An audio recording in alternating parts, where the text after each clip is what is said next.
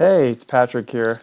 Chapter 1 and 2 salient points. Hopefully, on take 4, everything's going to work and this video is going to be uploaded. Anyway, Chapter 1, we were looking at race versus ethnicity. Of course, race, there's no biological component. I'm happy to teach biology, have a biology credential. There's no such thing as race from a biological perspective. Ethnicity, on the other hand, is people's backgrounds, national origin, and culture, and all kinds of other things. Multicultural education is what we're going for, and we want students to be avoiding assimilation and enjoying acculturation, a sharing of values. In equality, everyone gets the same thing. In equity, everyone gets what they need, hopefully. That's what we're going for.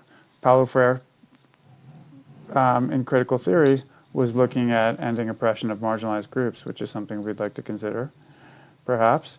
Our goal definitely should be to eliminate the achievement gap and avoid approaching students from cultural deficit perspectives and embrace and try to understand their intersectionality, their different identities in different cultural groups, and have a culturally relevant response that builds on student culture, knowledge, and experiences, and so on, with the ethics of care that Noddings expounded on, and look to Vygotsky and the social cultural theory of learning to act hopefully as a cultural mediator and get students in their zone of proximal development.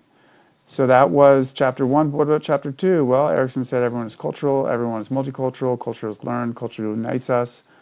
And of course, Valle talked about the 3 levels of culture: artifacts, interactional, beliefs and assumptions, and so on. Don't forget the hidden curriculum.